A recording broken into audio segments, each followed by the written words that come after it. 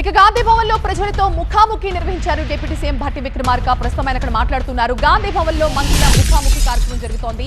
ప్రజావాణి నిర్వహించిన deputy CM Bhatti, Mahesh Goud ప్రజలు, కార్యకర్తల నుంచి వినతులు స్వీకరించారు. ప్రజా సమస్యలు తీర్చడం తమ ఆకాంక్ష, అది నెరవేర్చడమే తమ లక్ష్యమన్నారు. ప్రస్తుతం ఆయన మాట్లాడుతున్నారు. లైవ్ చూద్దాం.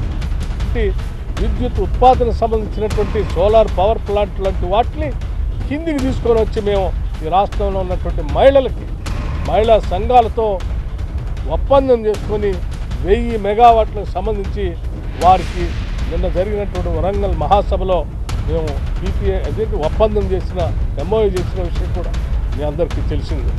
దాదాపు ఇంకా పెద్ద ఎత్తున అవసరమైతే ఆర్టీసీ బస్సు కొనుగోలు కూడా సెల్ఫ్ హెల్ప్ గ్రూప్స్ ద్వారా కొనుగోలు చేపించి ఆ బస్సుల్ని ఆర్టీసీకే పెట్టి మళ్ళీ ఆర్టీసీ ద్వారా టికెట్ ద్వారా వచ్చే ఆదాయం వాళ్ళకి వచ్చేట్టుగా చేసే విధంగా రకరకాల చిన్న సూక్ష్మ పరిశ్రమలన్నింటినీ కూడా ఐడెంటిఫై చేసి మహిళా సంఘాలతో పారిశ్రామికలుగా మార్చి 1 కోటి మంది మహిళల్ని కోటీశ్వరులుగా చేసేటువంటి ఒక బృహత్తరమైన కార్యక్రమానికి ఈరోజు ప్రజల ప్రభుత్వం మనందరి ప్రభుత్వం ఆలోచన చేసి ముందుకు పోతున్న విషయం కూడా మీ అందరికీ తెలిసిందే.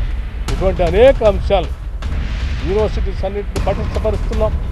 అనేక అంశాలని ముందుకు తీసుకొని స్కిల్ యూనివర్సిటీ పెట్టాం. అట్లాగే అద్భుతమైన ఇంటర్నేషనల్ స్టాండర్డ్ ఉన్నటువంటి ఒక స్పోర్ట్స్ యూనివర్సిటీని పెడతా ఉన్నాం. దాదాపు మూలన పడిపోయి ఉన్నటువంటి 65 ఐటీఐల్ని అడ్వాన్స్డ్ టెక్నాలజీ సెంటర్స్గా మార్చి ఇప్పుడున్నటువంటి పరిశ్రమల అవసరాలకు అనుగుణంగా వాళ్ళందరికీ తర్ఫీదు ఇచ్చి లేటెస్ట్ టెక్నాలజీ మిషనరీలో తర్ఫీదులు ఇచ్చి ఉద్యోగ అవకాశాలు కల్పించే విధంగా ప్రయత్నాలు చేస్తూ ముందుకు పోతున్నటువంటి ఈ తరుణంలో ప్రజలందరికీ ఒకటే విజ్ఞప్తి చేస్తూ ఉన్నాం. ఈ ప్రభుత్వం మనది, ప్రజల ప్రభుత్వం, పేదల, బడుగు, బలహీన వర్గాల, మధ్యతరగతి ప్రజలకు సంబంధించినటువంటి ప్రభుత్వం.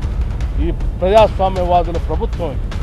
ఈ ప్రభుత్వం చేసే కార్యకలాపాలని ప్రజలకు అందకుండా చేయాలని, లేకపోతే ఈ ప్రజాప్రభుత్వం చేస్తున్న కులగణన లాంటి ఒక చారిత్రాత్మకమైనటువంటి నిర్ణయం ఈరోజు దేశంలోనే రాహుల్ గాంధీ గారు ఇచ్చినటువంటి పిలుపు మేరకు మొట్టమొదటిసారిగా తెలంగాణలో మనం చేస్తూ ఉన్నాం.